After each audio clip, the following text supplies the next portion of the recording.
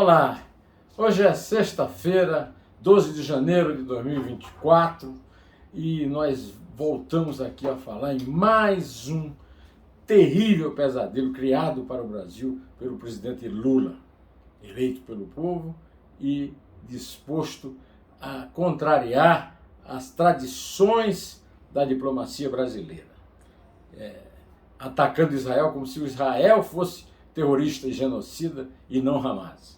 Além dele, eu vou publicar aqui no texto o link do meu artigo semanal que volta a ser publicado depois das feriados do fim do ano, na revista Cruzoé e no Antagonista.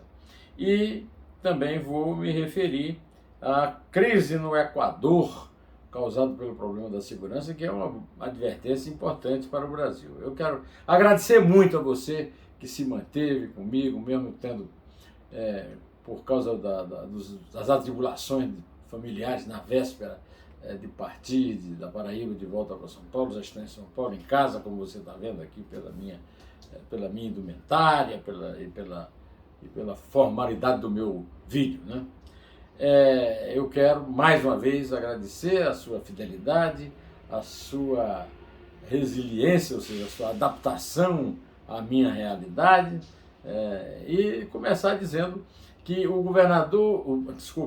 presidente Luiz Inácio Lula da Silva decidiu, nesta quarta-feira, dia 10 de janeiro de 2024, subscrever a denúncia de genocídio contra o Estado de Israel na Corte Internacional de Justiça em Haia.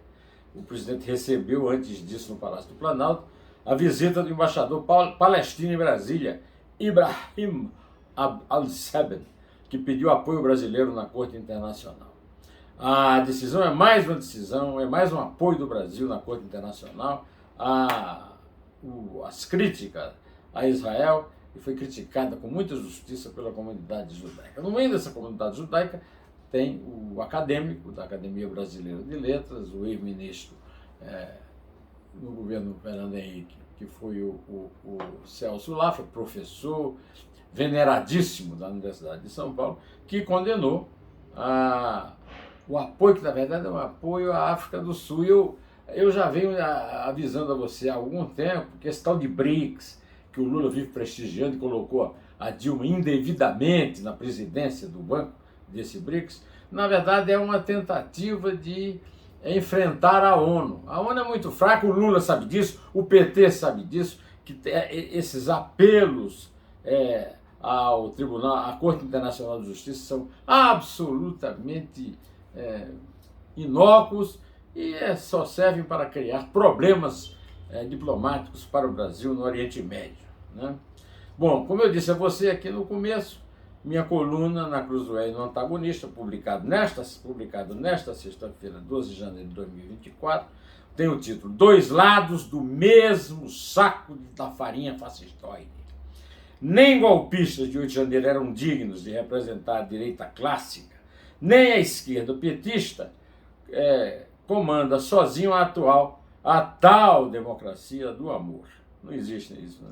O assinante da Cruzoé poderá ler o artigo inteiro clicando nessa descrição que eu faço do texto desse episódio aqui, o link do artigo que ele terá direito se for assinante, como eu já disse, né?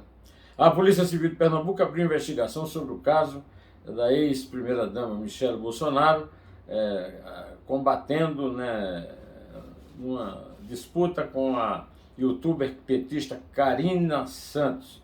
A chamou de terrivelmente petista porque a Karina disse que o PT deveria destruir politicamente Michele Bolsonaro. Isso não é democracia do amor, não.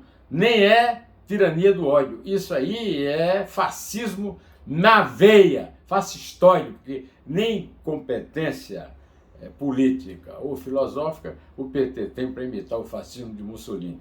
Olha, o PT realmente, não foi esse, esse ataque, foi um ataque político. O ataque político não faz parte da democracia. A democracia não é propriamente um convívio dos iguais, é a disputa dos iguais, mas sem violência. A democracia não aceita a violência unilateral de um lado contra o outro, como diz a palavra unilateral. Né? A Polícia Civil de Pernambuco abriu investigação sobre o caso da ex-primeira-dama expondo o perfil de Karina Santos. É por isso que eu a incluí aqui nesse comentário. Né? O presidente do Equador, Daniel Noboa, propôs ao Congresso um aumento de 12% para 15% no valor, sobre o valor agregado, o IVA, para financiar o conflito armado interno declarado em resposta a uma ofensiva das facções do narcotráfico, segundo o governo afirmou nesta sexta-feira. A tensão no país cresceu neste domingo, quando o líder de uma das máfias mais poderosas do país, fugiu da prisão. O Brasil está indo num caminho próximo disso. Eu já adverti aqui na semana passada, nesta semana, quando eu estava de férias lá em João Pessoa, sobre a tensão que os políticos que se dizem democratas devem ter em relação às PMs estaduais e a sua vocação bolsonarista. Né? Os 3 passageiros e o piloto do helicóptero que desapareceu em São Paulo não sobreviveram à queda.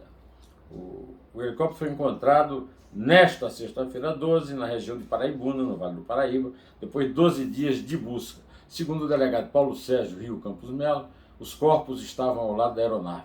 A equipe da perícia investiga a causa da morte deles.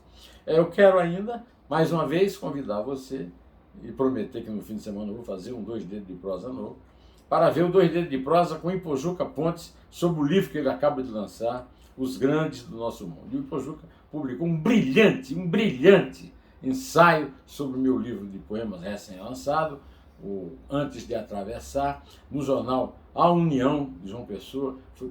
Esse artigo foi publicado ontem, eu aproveito para falar dele hoje. Aproveito também para me despedir de você, dizendo para você o seguinte, direto ao assunto, em pé!